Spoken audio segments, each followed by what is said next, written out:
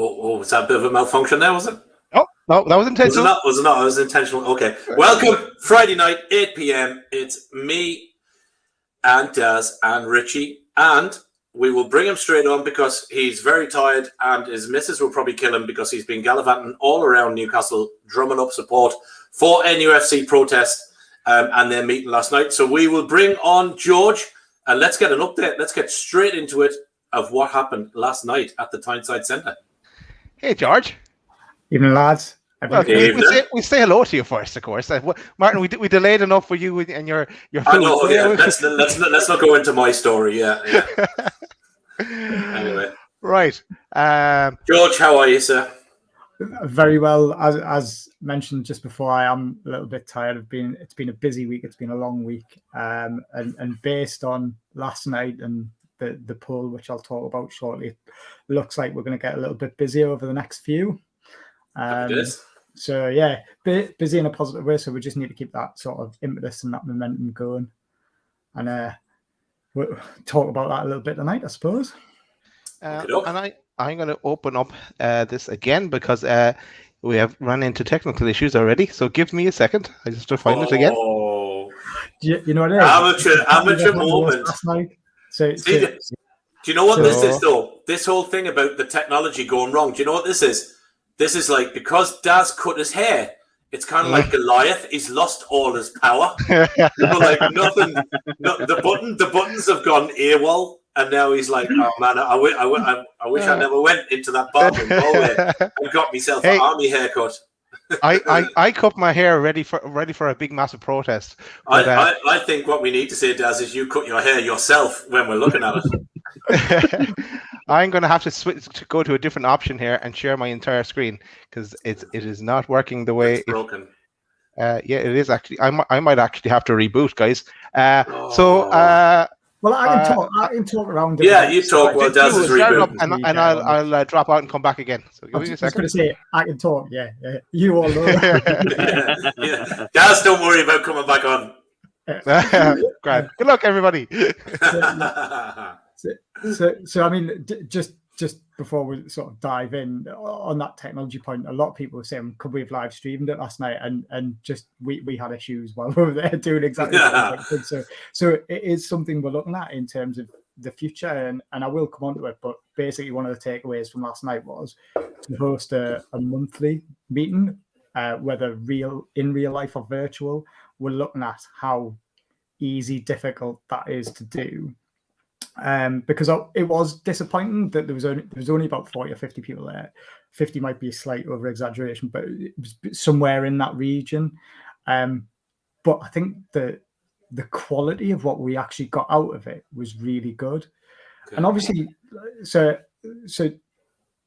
we opened up by saying who we were because obviously nobody kind of knew because it was just a case of 4 lads meeting on Twitter, having a bit of chat, pissing and moaning about the state of the club, and then the club released a statement saying we want transparency on the arbitration case, and we thought we can help with that.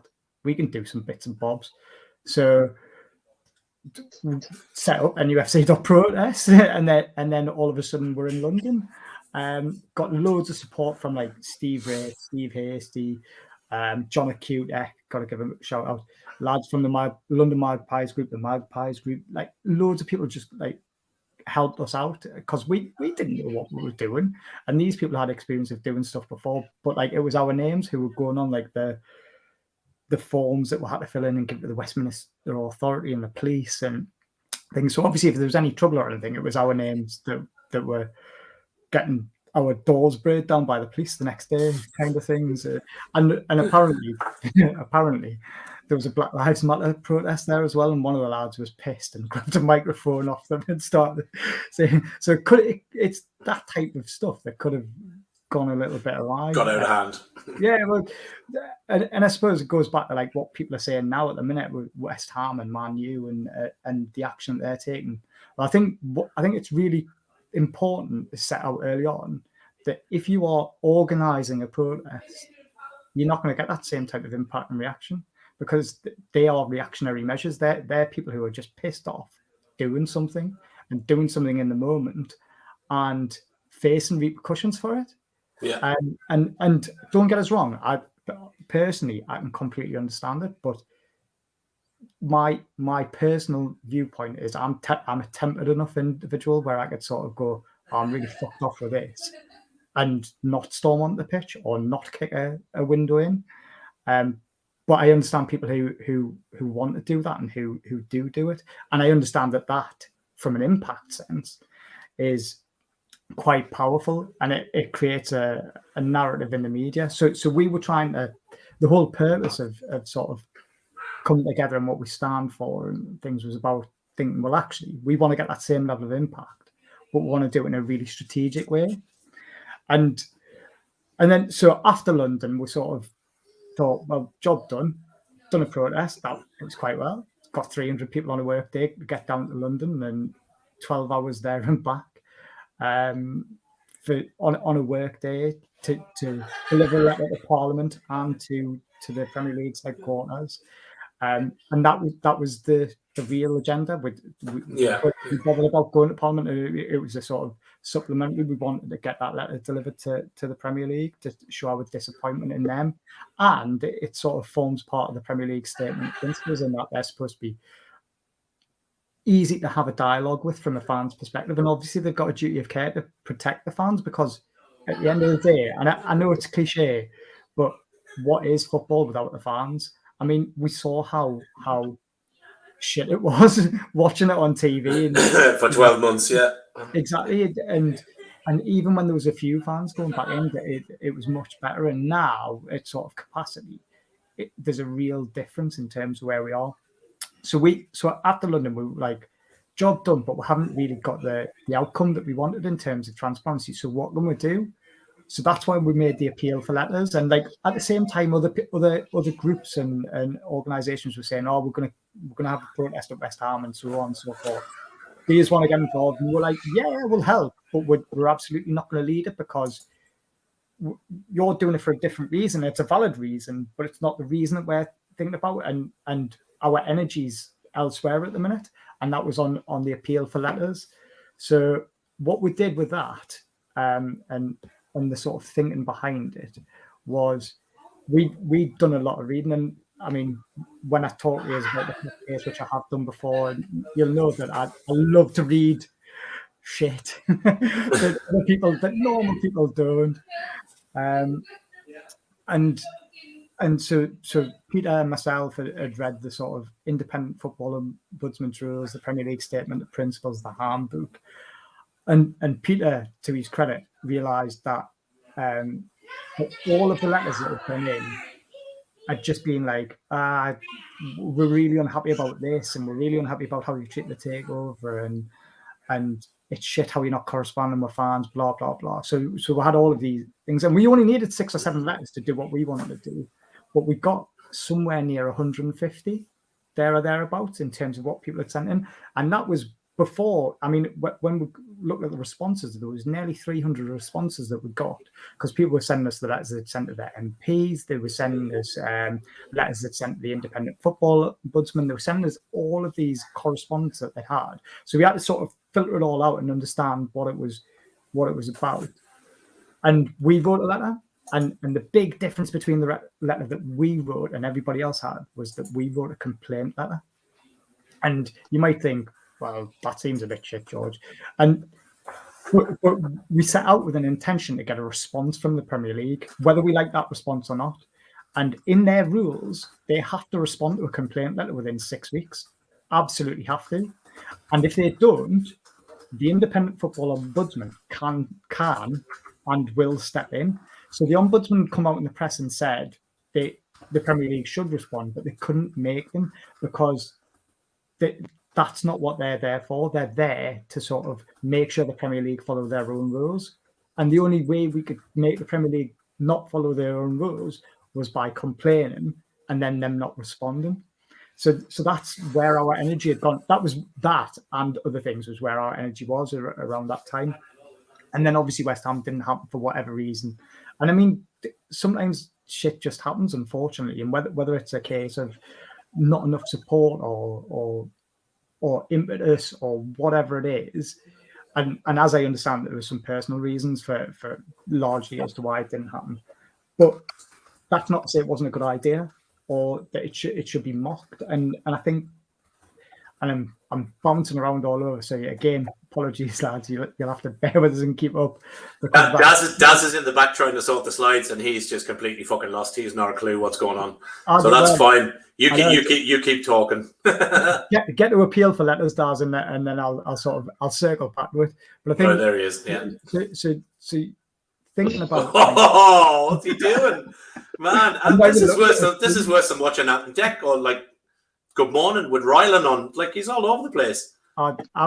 Peter was up speaking last night, and I was doing exactly the same. It was flipping all over. He didn't know what he was doing. See, Daz has this whole thing about slides. He gets a bit excited when there's a load of slides. He loses the run of himself. Well, he was like that when we first started this channel, and he used to. Richie will tell you we used to go on a planning meeting on a Sunday, and Daz will come. I would just wing it as I do most shows. Daz will come with armed with a 10-page PowerPoint, like he was at school, like Harry Potter with a briefcase. And I would just be like, no, do you know what? I've done 20 minutes. I'm fucking bored now. Carry on. I think our slide deck last night was 50 slides, and I tempered it down to 20 for tonight with some extra bits in. But so the point I was kind of making was that we recognize that after 14 years of negligence from Mike Ashley, we've got a kind of fractured, and people say it, fractured, not dispassionate, that's the wrong word because we are passionate, but apathetic fan base with regard to protests and where it are. So we've gone into this with our eyes open and understanding that position, because a lot of the ideas that you get, like people saying, let's all get on the pitch. Well, a lot of the people who would have been willing to get on the pitch have already acted and have jacked their season tickets in. So they're saying it from a position of being outside of the ground. And then you've got people who are inside the ground saying it's no good shouting at shops. And I've said before, and as other people have, that narrative stinks. It really, really does, because the organisation and effort to get people there to do the paperwork, the legwork, to get the banners and things is enormous, and it's a tremendous effort. Proper punch in there, Marty, as well, aren't you? So, I was going to say I can't even say it now because Daz muted me mic from the noise in the background. It's do you know what? Just because I know people are probably wondering what's going on. So my missus has been out. She's just come in. Right, she had a couple of drinks. Right, so that's why normally she wouldn't come anywhere near the camera. Now she wants to dance in front of it. I took the proper dad solution to my missus being out, which was fuck that, I'm getting Uber for the kids. So I got KFC. The Uber driver came and bought completely the wrong set of meals. It wasn't actually even mine. So I sent him away to go and get the correct meals, and within 10 minutes he sent me a text to say, I'm completely lost, can I have your postcode? So it's not been a great start to my whole look after my own kids event tonight. So anyway. Oh, you're a bit of a shit dad, then. I am a shit dad, yeah. Anyway, okay. So there you go. Dad, exactly the same boat. George, can I put a request in? Can we get Martin's missus to lead the protest? Let's not. It'd be absolutely amazing, yeah, it would. So I think part of what we were trying to do at this stage, so the appeal to the Premier League we've sort of covered off now. So then we give an update on what our think was behind the cat, and I don't need the slides for this, Daz, because this is. Oh, fuck, George! But no, carry on. Next slide, please. Next slide, okay. Okay. Just go into the cat ones. I think I've abridged them anyway for this. But so basically, we included everything that we got from the fans. We referenced Tracy Crouch's fan-led review. We quoted their own rules back to them and their statement of principles to really hammer home the point. And as of today, we're on week 4. So they've had that for 4 weeks and we haven't had a response.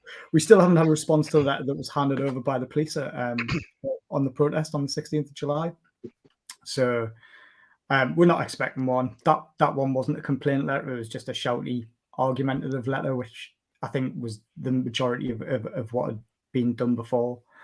But the complaint one, we get until the 17th of September, and then And then if they don't respond, we write to the IFO and we will actually get a response one way or the other. And that's what we committed to doing. So for us, it was about little wins. It was about just setting a goal to do something and then doing it. And then stupidly we thought, oh, well, what next? So obviously we've chatted with lots of people about various things, and the cat case came up, and we got to talking, and realistically, so the cat case in my head has three sort of outcomes in terms of the jurisdiction hearing in September. We lose it, so we lose the jurisdiction hearing. And that means, from our perspective as a group of lads who have gone from 4 to 5 now, because Dean came along and helped us with all of the technology stuff that we've done in the last few weeks, which has been really helpful. Done a better job than you and Knight does as well. I might add it to me. Who fucked it up? I think no. The problem here was StreamYard, because this worked perfectly when we chatted on Wednesday, George, and it worked perfectly during the day. So I'll be writing my own letter to StreamYard after this show. I've got a couple of templates that you can use if you want. Thanks, George. I'll borrow them. So obviously the cat. I've done a few threads on it. I've got into it a little bit further. 3 outcomes. We lose jurisdiction, and from our perspective, we go ahead and we absolutely hammer the arbitration transparency, because we still think transparency is the key to unlocking this takeover. We think that by getting transparency, we help to facilitate a takeover, and there's various reasons why we still think it's still on. We don't profess to be in the know, but obviously having a bit of a bigger platform than what we had 10 weeks ago, people tell us things. Some people have been completely reliable, some people haven't. We're getting the same noises, the same positive noises from different people. We get told things like, if it all fails, then Amanda gets our £17 million back, and then that triggers something on Company's House, and so on and so forth. So there's all positive reasons, and for us, transparency is the number one driver. It's the overarching thing that helps us get to the takeover.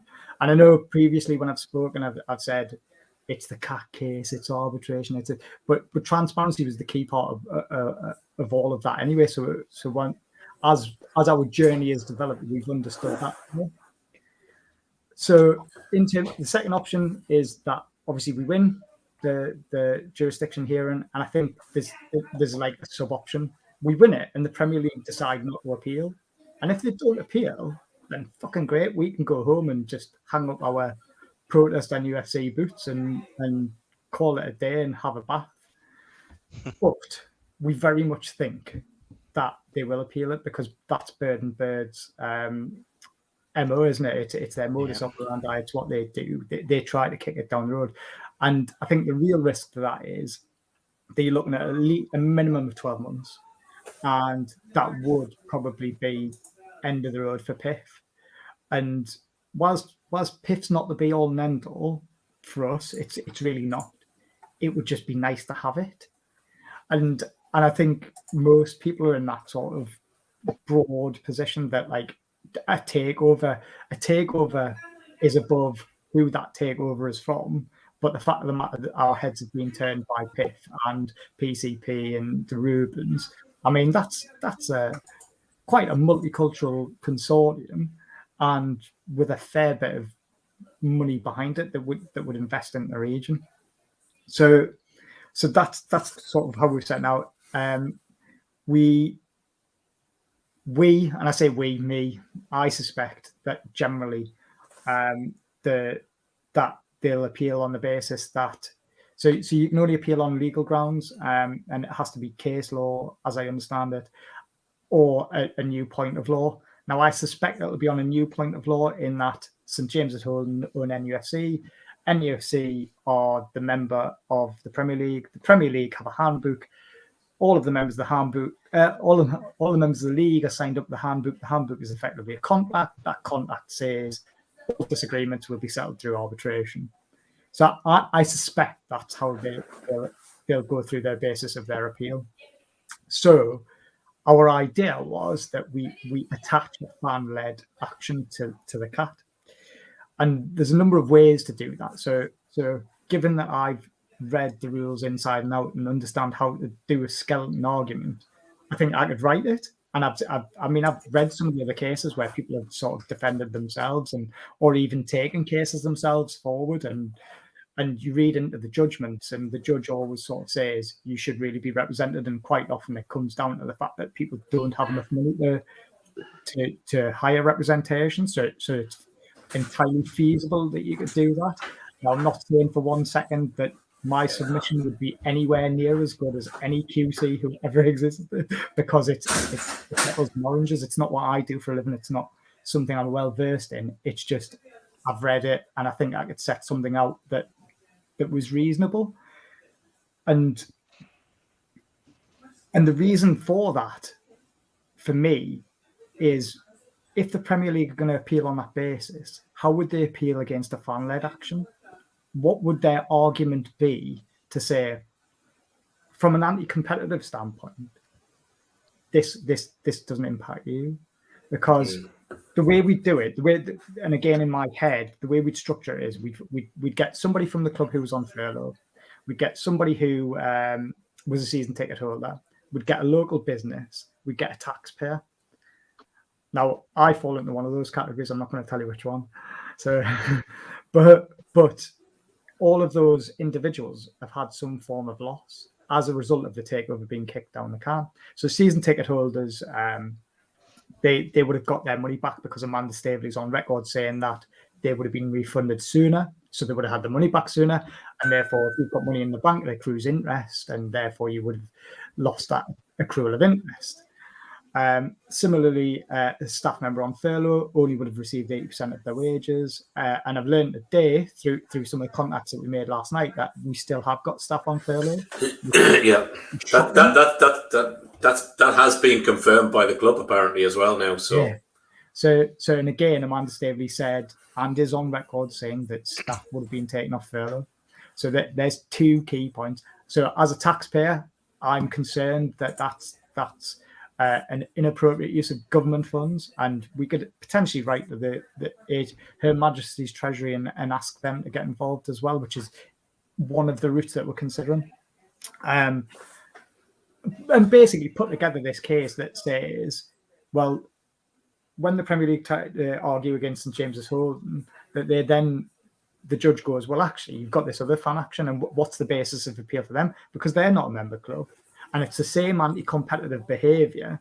So you're basically attaching onto their case on the premise that that case runs and it wins. Then you get there. Now, obviously, I know you lads got a bit of grief about 100 grand. Oh! Don't. Oh, come on now.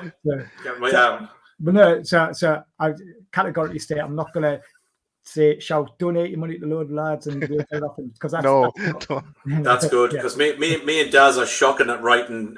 We'd like to distance ourselves. So yeah, let's not talk about money because it does go crazy. I think it's important to talk about money to understand it and to reiterate what we said last night as well. Really, so from a monetary perspective, if we were going to do it, like I said, I could set it out and give it a bash. That would be all right. If there was a view from fans, and it's one of the questions we asked in the poll, and we'll come on to it, but I think it's important to articulate the context because not a lot of people, there was only 50 people there who heard this. So a lot of other people won't have the context that's behind it. Is this in the slides, George, by the way? So no, I just put an abridged bit in there because there was about 20 slides on the cat, mate, and it was just... It was boring. Stand down, Daz. Stand down. Okay, I can go home. I'm home already. It's okay. So in terms of, obviously, if you're going to do it, there would be the cost of the QC. But obviously that you're looking at $1,000 an hour for a QC. It wouldn't be huge to get that original bit in. The real bit that sort of concerns me. So if I'm to do it, and I'm going to put it forward, and I find all of these people, and there's no cost because we've done it and we've put it in. The bit that concerns me, that the Premier League's argument is that if we lose, we can't afford to pay their legal fees. So which is where you get like a figure of 100 grand, because that could be entirely reasonable to pay their legal fees to argue against our case. If we could, because bear in mind, it's all hypothetical. That's all it is. It's hypothetical. We're not talking it is or it isn't. It's actual. But you need, with any idea, you've got to understand the context, the pitfalls, and what the potential outcome is to weigh up whether or not you would actually do it. So that's where we're thinking that type of money is what you would need, but you don't actually need that money in the bank, because you can actually buy insurance, legal insurance, at a lower rate, which would cover you for a loss. Now, based on what we know, we don't think there's going to be a loss anyway because of what we've heard. However, that is a realistic possibility that you lose that amount of money. And I haven't got 20 grand, which is broadly the amount of money that you would need to have to buy legal insurance to lose. I just haven't, in the same way that I haven't got 3 grand to buy 3,000 tennis balls. And that was something else I reiterated last night as well. But the fact of the matter is, there are costs with this type of thing. And if we were going to do it, we'd look at corporate sponsorship in the first instance. We'd look at things like potentially setting. So if it ever did come to asking fans for money, which we absolutely wouldn't want to do, so I reiterate that now, absolutely wouldn't want to do. But if we were going to do it, if we were going to do it in any kind of way to raise funds, even through corporate sponsorships, we'd do it properly. So we'd set up a charity. We'd have it all singing, all dancing, governance arrangements, trustees, audited accounts, so that there's no. I mean, because if I was going to put my name to something like this, it would have to be squeaky clean. Process. I work in governance. And governance is a big issue for me, and like integrity is a big thing for me, and doing things in the right and proper way, which is why I think it's important to contextualize and explain, as opposed to just say you need 100 grand to do this, because that's not necessarily helpful. And people just go, you want money, you want an extension to your house, you want a swimming pool type thing. It's not about that. It's about being able to articulate the rationalization for it, and then have an idea to facilitate that. So if we were going to do any kind of fundraising, that's potentially a route we would go down. But we talked about last night about auctioning memorabilia and things, and getting sort of smaller level donations for things in, and even like signed shirts and stuff from the club to raffle off to get daft little bits of money that might be needed for that type of thing. So that was the other sort of big area that we were talking about and thinking about. We got asked lots of questions around that and how it would work and what we do, and we did some live polling which asked some of those questions in terms of would people be prepared, or would they want more information, so on and so forth. So that will be something we release more information about as it comes. But I think based on it was really odd, because in the room everybody was like, yeah, I'll contribute, it'll be great, and we'll do it. And then when we looked at the results, or when I looked at the results earlier this morning, it's a lot different. So it's like, yes, as long as it's not at the fans' expense. Yes, we'd be prepared to contribute a much lower rate. Cheers, Ian. And I'd need to know more information as the other one. And to a certain extent, it's like it's a gamble. It's a roll of the dice. And I'm prepared to throw a couple of hours in to put a skeleton argument in to do it, just for the crap more than anything else. Because could you imagine in 6 months' time if it transpired that some daft lad from Durham stuck it in and that was integral to it? I'd be quite happy with that as an endpoint. But I think it's more powerful from a fan's perspective, and it's more powerful if you had the if you had the charity in there as well, because you've got to remember, this is against the Premier League, and this is about fans joining an owner who has neglected their club for 14 years, coming together, right? So the amount of feeling would have to be so high to sort of align your aims to get rid of them, but then against the Premier League, and the Premier League have got a duty of care to the fans, as I said before. But then also you bring a charity in the mix, and then all of a sudden the Premier League are not only facing St James's Hall, but they're facing fans, and a charity, because as soon as we had the idea for the charity, you think, well, actually, longer term, this could work for any other club who needs to take legal action against the FA, the EPL, the Championship, the EFL, or do you know what I mean? So, and we could like basically hand it over in a way to other things. So we talked about the cat, and then if you move on, Daz, yeah, we started getting into the real sort of meat. So they were the bit of fluffy things that we'd been doing to sort of keep ourselves busy.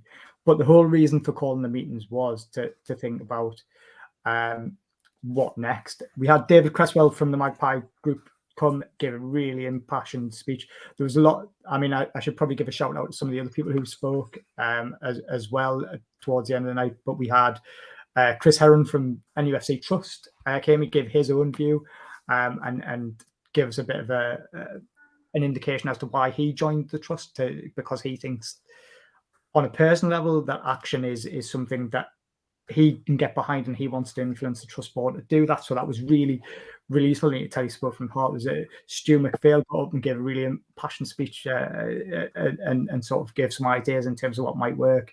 Paul McDonald, oh God, I'm trying. Ed, sorry, Ed, I can't remember your surname, but brilliant idea.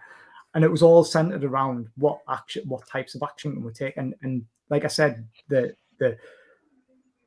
we've got some really brilliant ideas. So I think in terms of the protest at home, we've got a job of work to do in terms of like organising. Because again, going back to sort of what I said at the beginning about our principles, and we're not going to do anything knee-jerk. We're not going to storm the pitch. There's too many of us who have careers that could be impacted. That type of thing might happen because you can't control it. And we understand that if people want to do that, they will. And that's just life. And if it ends up in a West Ham or a Man U style thing, then there will be some people who are involved and there'll be others who aren't. I'm not going to criticize anybody for taking any kind of action because we all feel so passionate about it. But from my perspective and from the rest of the lads' perspective, we want to do something that builds up that media narrative that doesn't take it out of the spotlight because our aim is about transparency. We want to do something which they can't get away from. So one of the brilliant ideas from Ed, and I'm gutted I can't remember his surname because it was a brilliant idea, is the East Stand. The East Stand is televised at every game that goes. So internationally, it's there, and we never have any flags in the East Stand. And we've got that last supper banner that shows the Premier League are corrupt. So point one, we could have that there every home game going forward, and the cameras will always be on it at some stage because you never get away from it. Then we had ideas like that have happened elsewhere, like Oldham, where tennis balls have been thrown on the pitch to cause disruption. And again, that's something that I think we could get behind. I think we've got to be clever about how we do it. I think because you can't incite that type of thing. There's nothing wrong with it. There's nothing wrong with people doing it, but you've got to be strategic in terms of how you do it, and you've got to say that. Well, it'll be the banners this week. Next week it'll be tennis balls. This week it'll be something else, and so on and forth.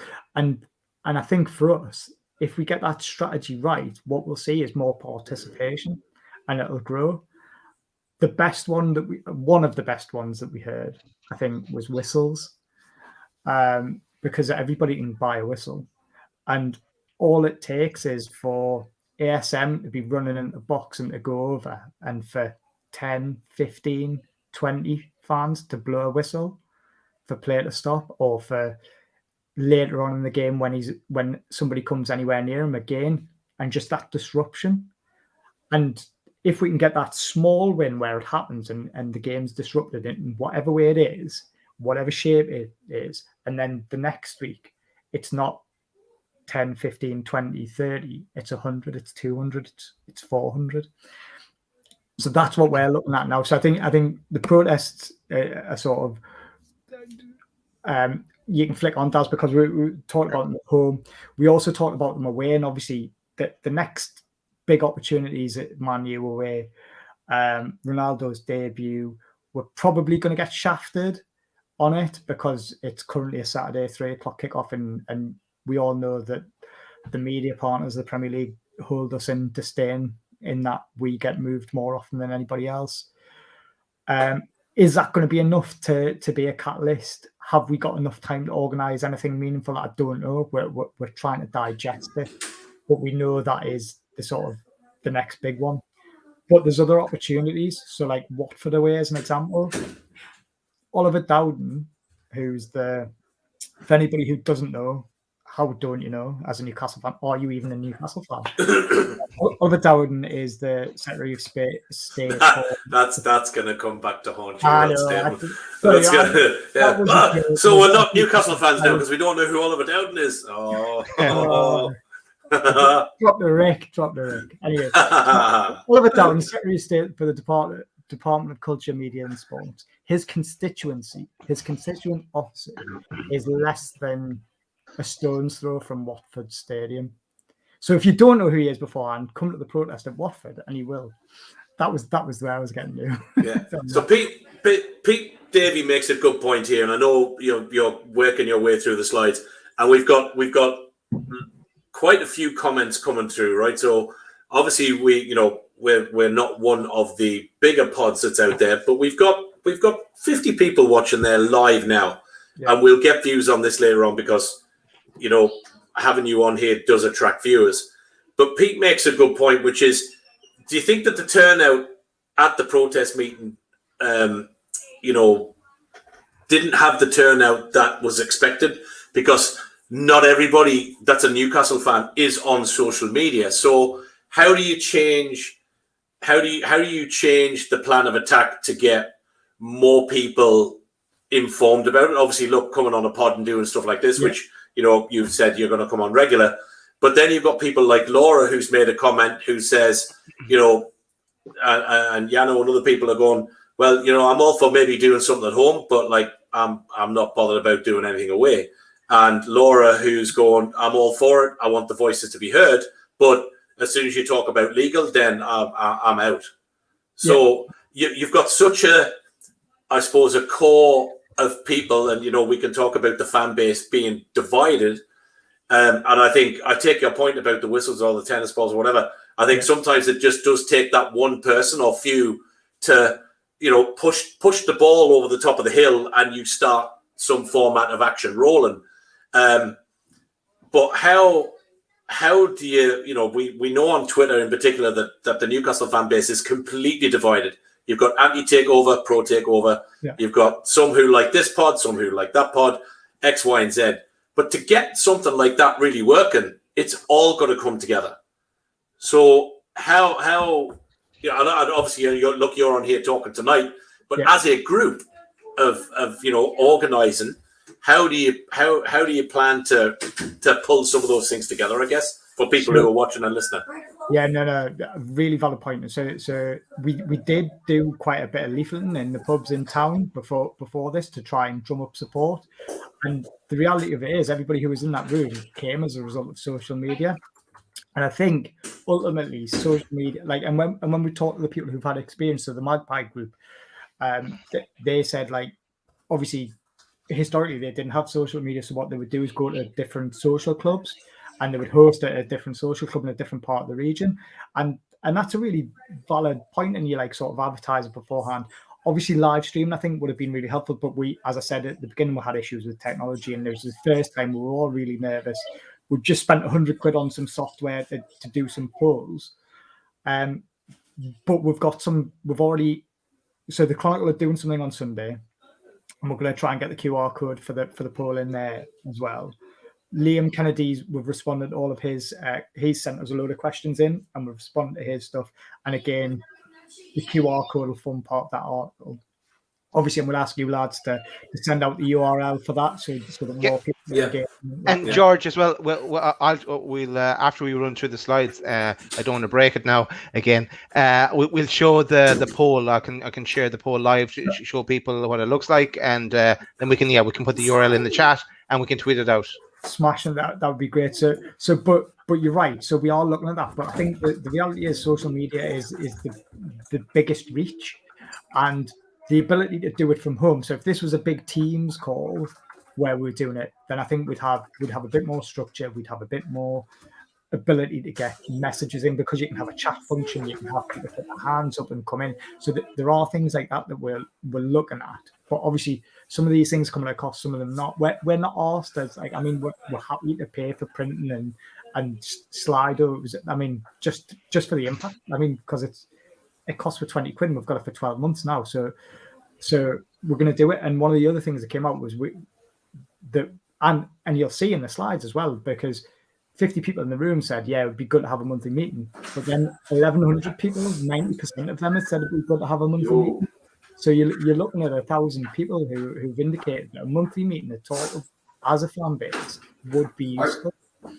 So I think there's lots that we can't do. And like I say, we haven't fully thought it all through, because just being 5 lads who sort of pulled a Twitter page together and done it for the purpose of doing the protest initially and then transparency, we are out of our depth, and we're sort of feeling it, but we know the direction we want to go in, and we're trying to get there, which is why we've reached out to everyone, because we know we haven't got all the answers, we know we haven't got all of the ideas, and we know there's some brilliant ones out there. So one of the ideas that came through, I mean, we put comment cards on people's table and we collected a stack of them in, and I've got them on my phone. One of them was about reaching out to people like Shambles Travel, so people who are like integral to away games, who've gone to away games for years and years and years and years, and get them to sort of put it on their buses and talk to people and say that they're supportive of the action, because it's the action to get rid of Mike Ashley type of thing. So there's things around that we're doing, and I mean, if you flick through the slides, sorry, I've put them out of sequence now. So the further protest one's gone, and then the fundraising isn't anything different to what I'd said previously in terms of how we'd go about it. Point on there, War Flags have been really supportive. Obviously, if there was a commission from fans for another flag, so if we wanted, I don't know, a picture of, I can't even think of anything I was about to say there would have been far too gruesome for this family. But if you wanted to ask Hoffman in a compromising situation, let's say, then flags cost money. And obviously we'd have to talk to them and then find out what to do and kinds of costs to do that type of thing. And that's the type of thing that I think fans would get behind to come up with something new, because we're quite a good bunch at doing that kind of thing. And I know I've donated before. I've donated the pledge scheme. I've donated to this. I've donated the flags in the past, and it's the type of thing that I think people would get behind it, as long as there's that real sort of impetus, that flow, that direction of travel. And we all know that we're doing it with a sort of bit of a plan. That's part of the reason why we used the sort of Slido. So again, Daz, if you flick on, so this is what we got out of it. So shout out to Impulse as well for tweeting stuff out. And again, that going back to like sort of your ethos as a podcast about reaching up and bringing people together and listening to everybody. That's exactly what we were trying to do. And I think that pipe us off a little bit here, lads, but I think that's why I enjoy coming on your show, because I feel the same way about it as you do. I want everybody in the fan base to be able to go to a match on a Saturday and enjoy the football. That's my ultimate aim. And I think for me, to get rid of Ashley, to get in new investment, it does that. I haven't had a season ticket for 10 of the last 12 years. I haven't had a season ticket because I've lived away. I was out of the region. For the last 2 years when I've been in the region, I've been apathetic towards it. But I'm desperate to get one, because my 7-year-old son is banging on at me about a John Joe Shelby goal that he watched on Match of the Day with me 3 years ago. And collector's item. It's just, it'll disappoint him eventually when he does go and see John Joe Shelby played, but that's his disappointment to have, and who am I to take that away from him? But walking up those steps in St James's Park for the first time with me, that's a dad moment I don't want to lose with my son. And I've had another baby as well who I want to do exactly the same thing with. like I did with my older two lads, because we lived up here when my older two lads, and I had them at games regularly. One of them liked it, one of them didn't. So we asked.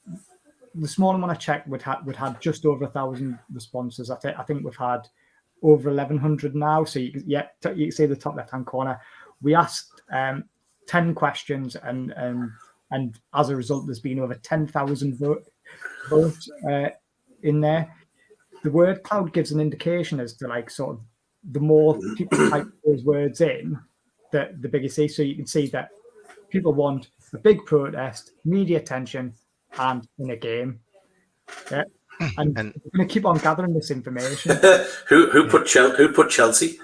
I think it means at the Chelsea game. Yeah, the Chelsea game.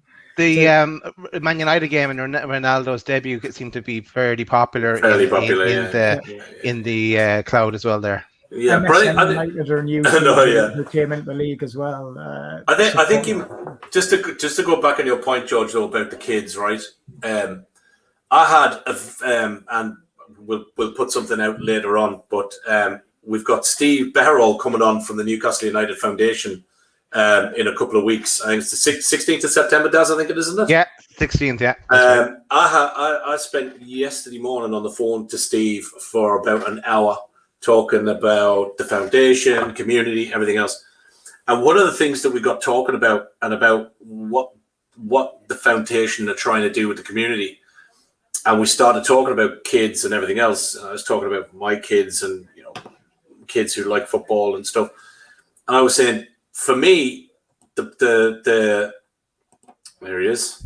For me, having kids, the aims of the protest of getting a takeover and getting Ashley out and having a club that competes and a club that we all love, in a space that does well, is, as my eldest lad or youngest lad, he's 7, much like yours.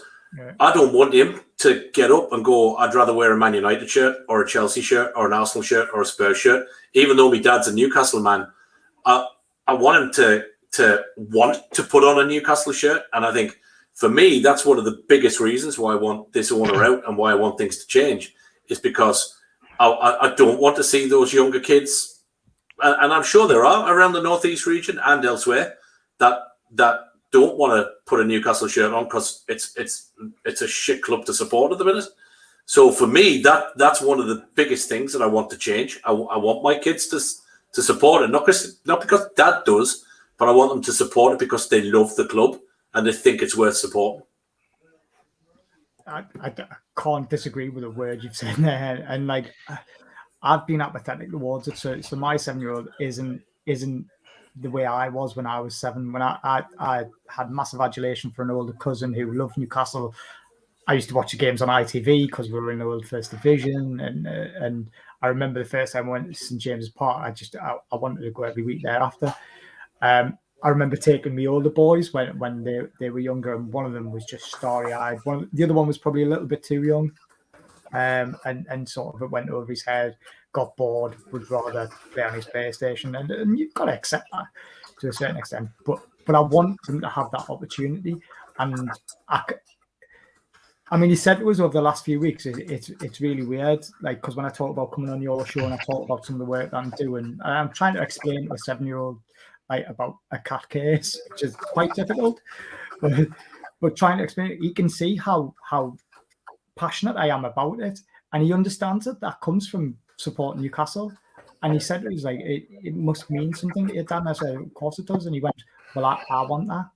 So, and that's my driver at the minute. So the more I can do on this and get him in that stadium and sort of have him holding up a flag or chucking a tennis ball on the pitch if needs be. I mean, I think he'd be all for that. So, sorry, I got a little bit. Yeah. But take your time, George. Set yourself. So it's first time in a while I felt like that. To be fair, I think it's a tiredness as well, a long night yesterday. So then the polls themselves that we've got. So there was 10 questions asked, like I said. If you flick on Daz, we've got four on the next slide, and so I mean, I'm not going to go through them, but basically, when you look at the results, Maybe just lose the comments for a second, Richie, just so people can see the yeah. So where do we think the focus should be aimed at? The resounding majority. I say resounding majority because like people think it should be the Premier League. Some people think it should be Premier League and government. The majority was around Premier League, government, Ashley and Bruce. So the whole shebang. And I think that's right. And I think still means for us transparency is the number one driver behind it. We asked about what type of protest would have the biggest impact. People said a combination of the above, but when you put that with home, the majority of people said home. So again, it's given us a direction that home is something that people would buy into. Then we asked specifically which home game, and everybody wants all home games. So again, that's why I said I think they're going to be busy because if we do it and we're going to do it strategically, we'll set out what our plans are, and it won't be that we're going to do this on this day. It's going to be we're going to do something at Leeds, and details will follow, or come and see us at this day and do it that way. Similarly, which away games should we focus on? Man U, I'm just going to try and manage expectations now because I think that's really important. I think Man U is going to come too soon for us. Still do think it's going to get moved because that's just, I mean, they've given his number 7 shirt, which is not allowed. So in the Premier League group, sorry, this is how it sounds. He was a registered fucking player. Cavani should have been sold. That's the only way he should have got that number. No, because it's Ronaldo, because it's Man U, because it's in the cartel. I'm not going to go any more on that, but that's... Yeah, no, you're right, George. There's actually been a good bit of that on Twitter over the last kind of... Since that surfaced that Ronaldo was getting the 7. And a lot of people would brush that off and go, oh, he was always going to get the 7. But it's exactly the right point. He should not be allowed to change register player numbers during the season. Wherever else it's happened, I can't remember ever. But it hasn't, George. The Premier League is setting a dangerous precedent, and they've done it. And I'm going to go off piece a little bit now because people talk about Man U and West Ham and stopping the Man U fans stopping the Liverpool game. Man U didn't get any fine, so could we if it happened? Absolutely, I don't think it could. And Mike Ashley's not the type of person. You don't need no more coke or anything else. You had fizzy drinks and everything. You don't need nothing else. I think we can mute Martin. Fucking mind your own. You got fizzy and everything else. There's Martin muted. That's why I'm up at height, Daz. I've had too many fizzy drinks. Well, you don't want Martin giving out you. So the next 4 were about. So if you go on, where should the protests be staged? 1 second, just get back to there again. It's the next one. Yeah, 1 second. All right. There we go. So I think it was all the things in the slide because we had similar issues last night. So 78% of 1,000 people have said inside the ground, and I think that gives us a real indicator. And I think one of the things for us is going back to the point about the fractured fan base, those people who are inside the ground take action. That's all very well and good, that many people saying it. But if those people don't go to the game and we can't convince those people to go to the game, we're on a high nothing already. So we need to get back into that managing expectations and being realistic. True. Again, when should a protest take place? Majority was during a match. So again, I think we're starting to see a mandate here in terms of what the fans want. And what we're saying to people is fill it in, pass it on. The more people who fill us in, the clearer a pathway we'll have, and there'll be other things that come out of it. What does the ideal protest look like? So peaceful with media attention, peaceful with disruption, just disruption. The other, I think, was one lad who wanted to go on the Irish centre straight up the ground and set it on fire. To be fair, you're always going to get somebody who's ready to act at that level. So quite off the scale. And again, I applaud that level of passion, determination, will get something done. But I'll reiterate that that's not what. Whilst we wouldn't stop it, we wouldn't stand in the way of somebody doing something and taking action like that. It's not what we're trying to do, and you don't. As I said before, you don't organise that type of thing. It just happens. It happens organically, and it's the same as like if we had the flag in the East Stand during the Leeds game, and Leeds go 1-0 up or 2-0 up, and people had tennis balls on their seats, then they're all going on the pitch. You know they are. It will just happen. You won't have to convince people to do it. It just will happen. So you've got to take into account the sort of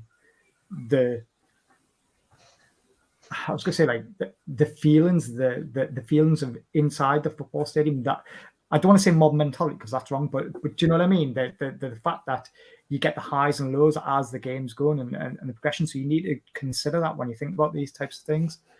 The last one on this slide was about, do you think a fan-led action case is worthwhile? So like, bearing in mind, this isn't about the 100 grand, but 24% of people, so 250-ish people said, yeah, I'd stick something into that. Another 200 people said, yeah, but I wouldn't pay for it, and completely respect both views. And then those people who need more information, well, there was only 50 of us at Irish Centre who got like a little bit more information. So this was kind of my opportunity to say, oh, we are going to try and get that out in the media as well. But like I say, we're not about asking for money for it. If there came a point where it was like, well, you're in, but you're going to get kicked out because you haven't got any money, we wouldn't go to the fans first. That would be the last. It would be so far down our list of things to do that it's probably not worth mentioning. But I think we just have to be realistic in terms of being open and transparent, because it's fucking, our hashtag is like transparency for fans, and I've been nibbled on social all the time about who is it who's running this group, who's doing this, who's doing that, and who's it. And I think I've answered everybody's questions fairly at all times, like going back to the very beginning, and we'll continue to do that as best we can. Because it was never about hiding, but I think it was that none of us really wanted the limelight that goes with it, and the shit, because there's a fair amount of shit that goes with it as well. And you get like your integrity brought into question all the time, which is, that's fine, but people don't know me. I've known you lads for a few weeks, but you don't know what my personal held beliefs are. So it's like, well, you might, because I'm just off air, George. Yeah.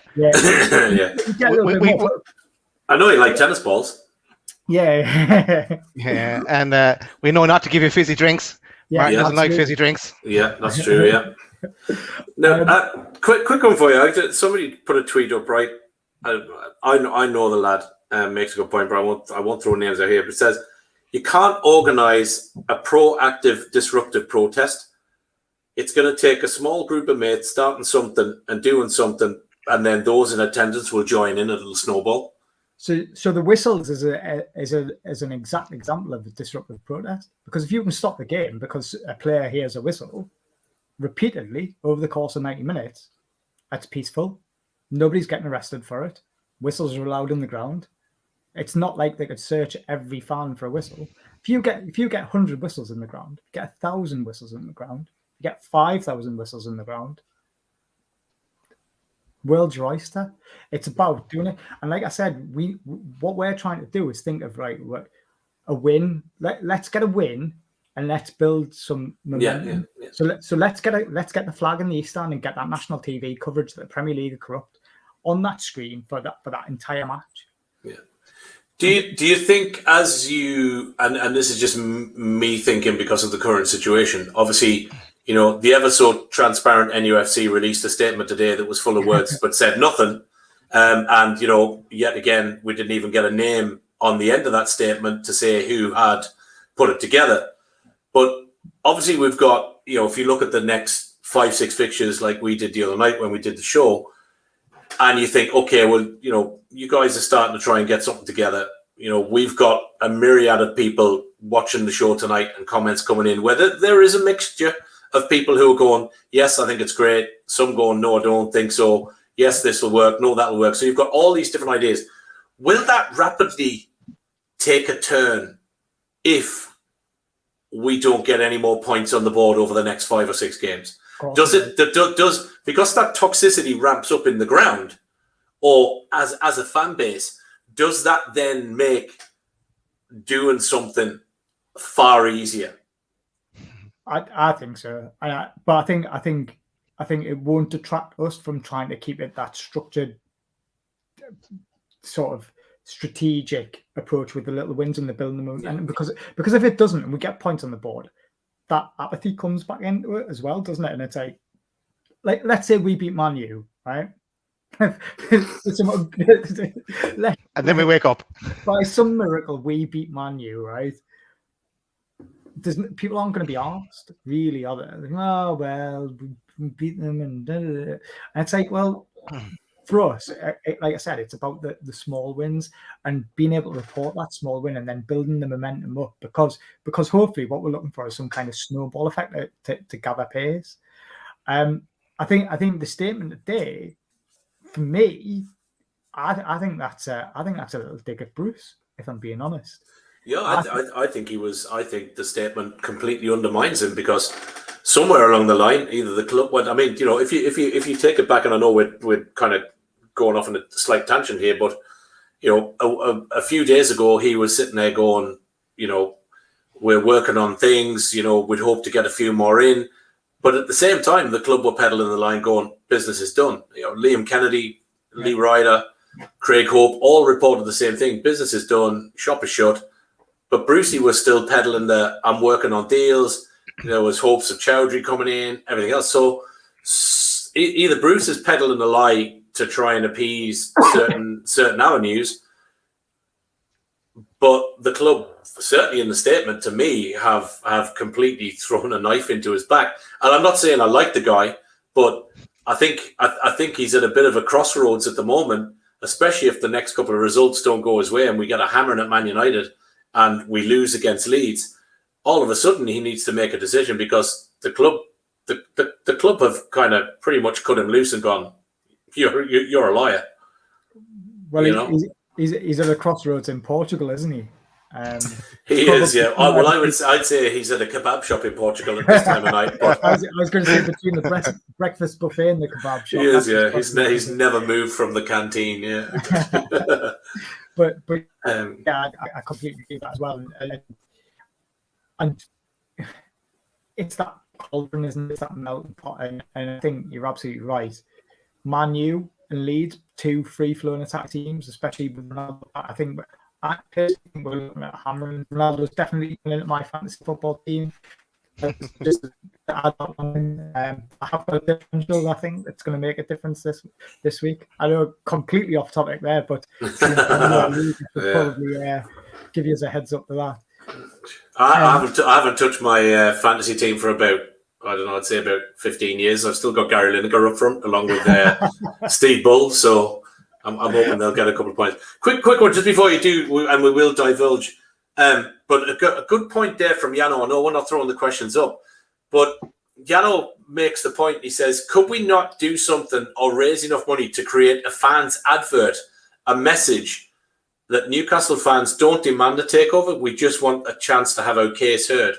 Or so is that an option that we could take out a one-page spread in the Chronicle and go, dear Newcastle United, here's the message from the fans?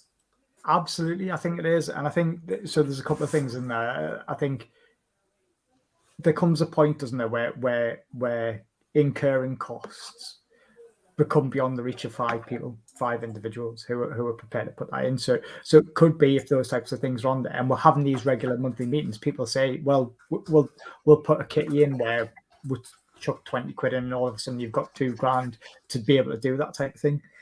But we are exploring other avenues, like we're contacting businesses. There's a few individuals who we're going to be writing to soon. We've started a discussion with the club, albeit at quite a low level, but we're having positive, constructive discussions with them. And I think that's quite powerful in itself. So absolutely things like that. And we did get a couple of ideas like that. So I think over Twitter over the last few days, people have been saying, why don't we cover the advertising horns and things like that? Why don't we take out an advert at St James's Park? And they are all possibilities, but ultimately things like that come down to cost. And again, it comes back to that realistic conversation. It's about, are you prepared to, are you not?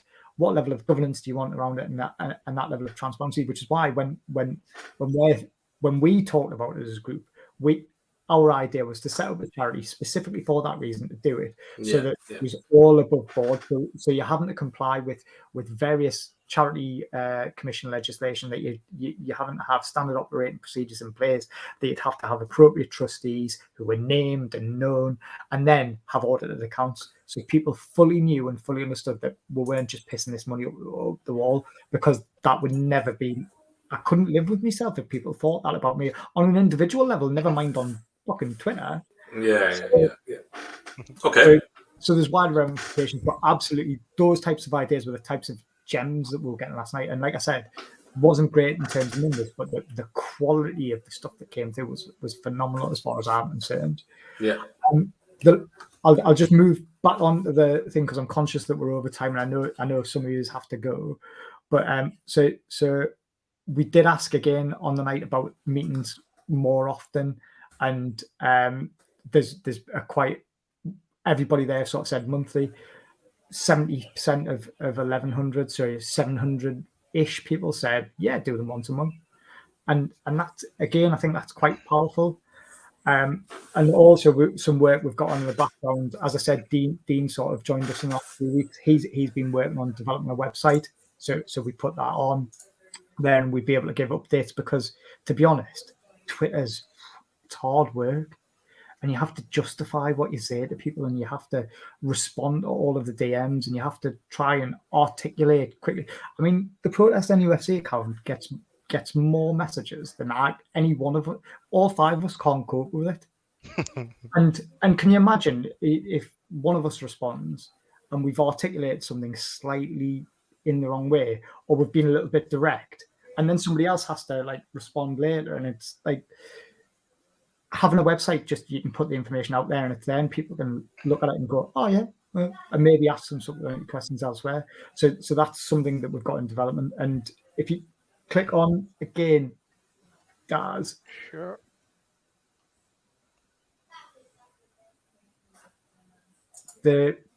So just go to the next one, and I'll talk through this one while it's loading. So as I said right at the beginning, we didn't really plan beyond London protest. Absolutely not. It wasn't our intention to go on, and we just set it up. So the thing that we sort of talked about last night was United Voice, and that's what the website's going to be. It's going to be called United Voice. That was very much sort of led by Dean and Peter in terms of the thing behind it, and the whole purpose of the meeting and subsequent meetings is about bringing the fan base together to get the idea to get. And I forgot to say last night, Tune for Change were there, the Magpie Group, the Trust. And they all bought into this idea. So we're hoping that we can sort of rebrand ourselves a little bit, because I think protests automatically sort of have a people sort of standoffish and go, do we really want to protest? But it's not. It's about having a voice, a collective voice as a fan base, to be able to contribute to action, direct action. And if that direct action's writing a letter, great. If that direct action's getting on the pitch, then so be it. But again, you're going to have different elements of the fan base who want to do those different things. And this is just about the ability to come together and talk about it in a really, yeah, that's a great fundraising idea, Julie. But again, that's not our primary intention. I got asked the other day, are we going to set up our own YouTube channel? No. I've got what? Competition? Yeah, competition? What? Hold on, cut him off. Get him off. Get this man off. Yeah. Richie, when's the YouTube channel? That was the last of George. Thanks, George. Second, Rick. So there's a third one coming. So, but I haven't got the time to do this. I haven't got the time to. Well, I haven't got the time to see my wife. So I certainly haven't got the time to sit. Fucking seen mine. She was dancing around fucking half an hour ago. The only way my wife's going to be dancing around at the minute is if I just fucking put all of this to bed and take her on a massive shopping spree, I think. Or the takeover goes through. Oh, well, she might. Well, I might be happy. It might be me dancing as opposed to her. She'll be sick that I've just bought 4 season tickets. So that's sort of our direction of travel. That's our plan, and that's what we're doing. There's going to be some hopefully news articles in the next week that sort of set all of that out. The live polling is going to be there for a little while, and we're going to be looking at meetings monthly, sort of going forward in a more electronic format that we haven't yet decided. But like I say, at this stage, today, as of right now, we haven't fully digested all of that information. We haven't come up with a plan. We're sort of, these are all of the ideas that we've had. We've laid them out so people can know and understand and think about what we're about and the purpose of what we're trying to achieve, and do what we said on the tin, be transparent, because that call for transparency should probably at some stage go to Ashley, but for the time being, I think our focus is on transparency from the Premier League to get what we want, and that's rid of the fat company bastard. Fair enough. No, I think it was great. Obviously, we all chatted last night. Last night before, spoke about the different bits and pieces. I think it's always hard because we know we do have a divided fan base, and there's obviously bits floating around. I mean, Pete makes a good point there. The word protest gets people's backs up. Take the name out, and the reaction will be better. It's a great comment.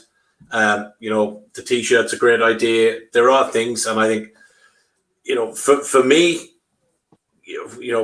we've been chatting to you since your first amazing thread came out, and it's always been great to have you on the show as things have gone through. And I think certainly from talking to you, the right people are involved in this. But I would also say, as a fan that isn't based in the Northeast, I don't envy your job in trying to pull it together and pull a divided fan base together.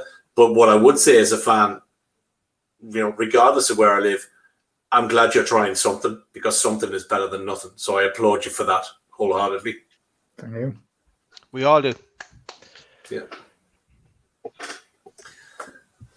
Any questions, Richie? Anything that's come up in the questions? I know you've been kind of looking at them as they could be coming through. Anything that we want to put to George? I'll have to go back through the ones where we had the comment ban where we had the slides up. So give us 2 seconds to go through. I'll answer Liam's now, but yeah.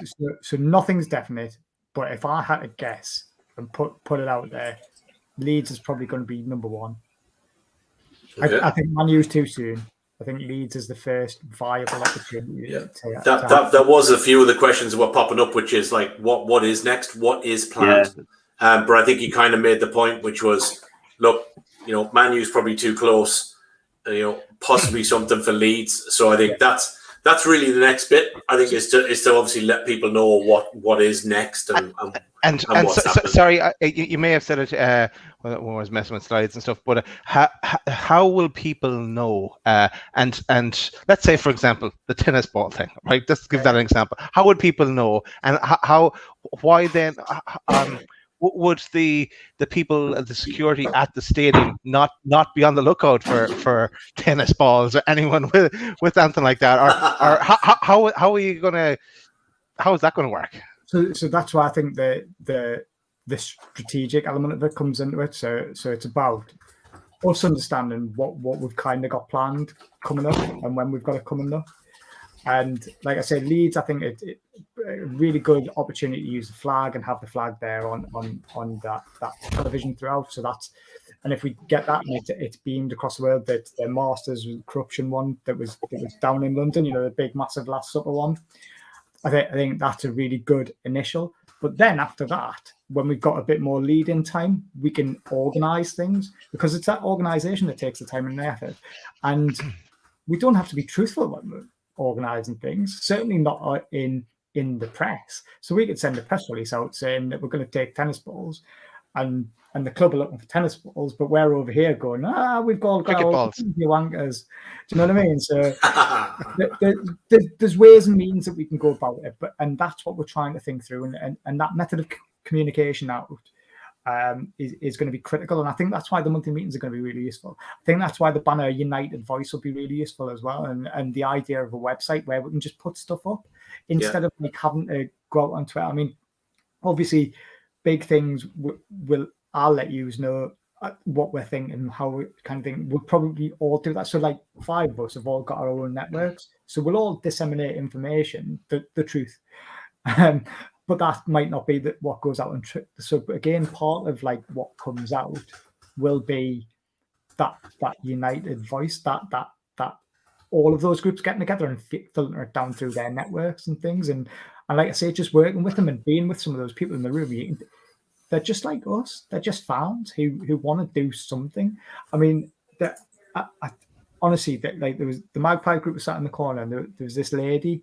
She must have been in her late 50s, and I hope I'm doing her a service by saying that. But when we talked about violent protests, her hand shot up first. She was ready to go, man. She was ready to go. And I commend that, and it was just amazing, like to understand the depth of passion that people have about this. And I think the job on us is about that organisation, that getting the information out and trying to think about it, being clever, being devious, being a little bit outside of the box in terms of trying something that hasn't happened before. And for us, like I said, it starts with little wins. From little acorns, the mighty oaks grow. And just for the record, at Loaded, we stand for peaceful protest. Nothing violent. We're not condoning any violence. Just for the record, if anyone wants to quote us again. Well, I can definitely quote and say definitely not from the over 50s because my knees can't handle it. So I'm all for throwing a tennis ball, but yeah, that's about as deep as I want to get into it. But I won't do much throwing it from where I live. It's definitely not going to reach in James's. But anyway. All right. I was going to just follow up on this one that Julie put in the chat quite early on. I know you mentioned obviously you've got the Chronicle on Sunday, but obviously there's like GB News. If anyone reached out to someone like Rachel Sweeney on that one about possibly getting on to the football show on Radio Newcastle during the week when 6 to 8 for people on drive who go home. There's a lot of listeners on there and stuff like that. Yeah, so a couple of lads last time round were regular appearances on the Night Owls, so we'll get stuff like that. We spoke with GB News last time round. There's a couple of ITV news presenters who were quite interested in the takeover. I mean, one of the points that came out last night as well is I've got a lot of a lot of friends who are fans of other clubs in the Premier League, and they don't know about the arbitration. They don't know about the cat case, and for me, it's national news, and they don't know about it, and we're living and breathing it, and empowered about the unjustness of the Premier League doing it, and nobody else fucking knows. I mean, people know more about Burnley being taken over and being in debt than they do that we've got 2 legal cases against them. So again, we want this to be in the media. We want to form that narrative because from our perspective as well, Newcastle fans are quite an astute bunch where football is concerned and where ownership of the club's concerned. And that's because we've had to be, because we've had both good and bad football, and we've had both good and bad ownerships. I mean, even being completely honest, when I look back at the beginning of Mike Ashley's tenure, it had the opportunity to be really, really good. And rightly or wrongly, and I'm going to get a lot of criticism for this, so this is my 3rd Rick, and I knew it was coming. I think that he's done a reasonable job in balancing the club's books, because it wasn't a fucking almighty mess, and we would have probably gone bankrupt and been taken over by an American person who leveraged the debt in the same way that Burnley have and Man U and the rest of those types of clubs. Mike Ashley's played it quite financially astute, but he could have invested. He had opportunities to invest it and kick it on to the next level, which he hasn't taken, which is surprising considering he's a renowned gambler, and he seems to be gambling on 2 legal cases against the Premier League. So the fact that he didn't gamble on the club feels a little bit unlike Mike Ashley for me, based on what I know. But we are where we are, and that's kind of. I've lost my entire thread now, though, because that's kind of it. Laura makes a point there about the teams meeting is a great idea, but the other one I wanted to throw out is obviously you talk about social media and that, but on Twitter, obviously you can use the option to run a Spaces. So from a point of update on Twitter, you can actually set up a Spaces, and anybody that wants to join it and listen in on Twitter can listen to everything that's being said. So again, it's just another option as a media outlet to be able to, take opinion, get polls, listen to people, take ideas, allow people to listen to you that may not necessarily watch YouTube. Daz looks like Private Pile. Take that, Chips. This is my rifle.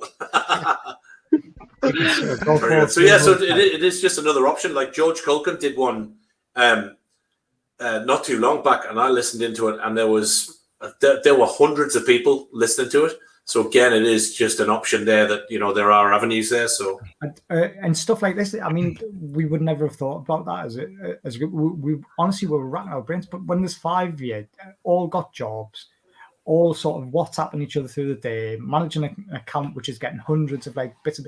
I mean, every single email that we got in terms of that. I can't even tell you this as well. Every email that we got, every letter that we've got, we've read, we've printed off, and we've looked at. And it's taken a monumental effort. I mean, there was a guy messaged yesterday just before when 84-year-old who sent 2 pages worth of notes of stuff, and he was like, "I'm really sorry I can't be there. I'm 84," and I was like, "This is why I'm doing it. This is why." And it really got us. Today, somebody sent a song in. Man, they've sent a song in, and it's brilliant. I really love it. And if I'd had the technical wherewithal, I would have shared it. I'll send it to Daz. Send it to Daz. Yeah, he's the guru. As long as it hasn't got Friday Night and fucking zebras in it, then it's I'm all for playing it. It's about Masters and Hoffman, and it's grand. Let's get it up. Just fucking simple. It was just like we can add. I thought if we could do that, I mean, Sky and whoever would drown us out. But again, it's about little wins, and if we could get that goal or something like that in a game, it builds and it builds and it builds. Yeah, we can build a video for it.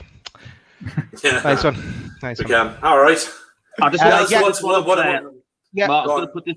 If anybody who hasn't actually taken part in the poll, we've put the link up for everyone so they can do it and just give their feedback to the lads to see how they want to do things.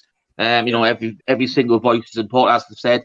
United voice. We all want to get behind it, so we need to know your thoughts. Make your thoughts known to the lads, so we can take this forward. We've got to do something about it, as George has mentioned. You know what I mean? So there's the link there for anyone who wants it. I think there's one piece missing off the poll, which is where should George take his missus when this is all over? Because she was ducking and diving there with a towel on her head in the background. So no, she wasn't ducking. She's just that small, male. And all right. Well, look, I think the good thing is, look, you've now become a fair regular on Loaded Mag, and look, we will keep everybody updated. Obviously, they can follow yourself on Twitter at Geordie2302. Listen, we'll get George on as regular as we can as things are happening with moving from Protest NUFC to United Voice and everything else. George will come on. He'll give us all the updates. We did put a few tweets out last night saying, we want to open up a bit more content here on Loaded Mag and on the channel. We're best parts of over 700 subs. If we get to 1,000, we can open up a bit more content. We can bring a bit more to you. It helps us do a few more things, a bit more content, and a few more tweaky bits for Daz to start playing with. So if you would be as kind to get on to the channel, hit like, hit subscribe, and it is free. We don't charge. We're not monetizing anything. Certainly not 100 grand's worth.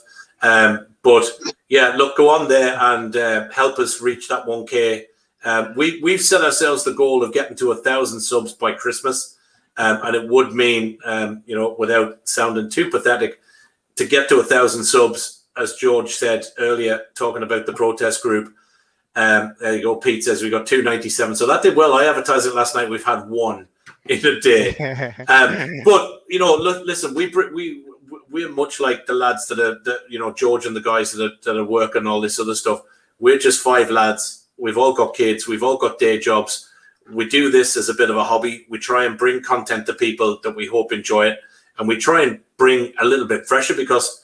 There is a lot of content out there that is like for like. So we do try and jazz it up a bit. We try and have a bit of crack, have a bit of fun, bring you a bit more. So if you like what we do, there are at least between George, myself, Rich, and Daz, there are at least 5,000 people that follow us on Twitter for our mad ramblings and the shit that we bring daily.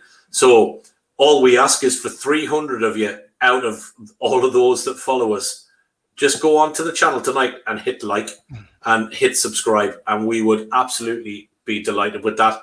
And you would make our year, certainly for us lads that bring this to you. That's my plea. Daz, what? Well said. Next? Well said, Martin. Thanks Pure Jordan Belfort. Sell it to them. Yeah, I like it. I like it, Martin. Yeah, I'm not going to get strippers to march in anyway. That's for sure. That's what's coming up next. What's coming up next, Daz? No, we don't have much planned at the moment. We as you mentioned, we've got Steve Burhall on the 16th of September.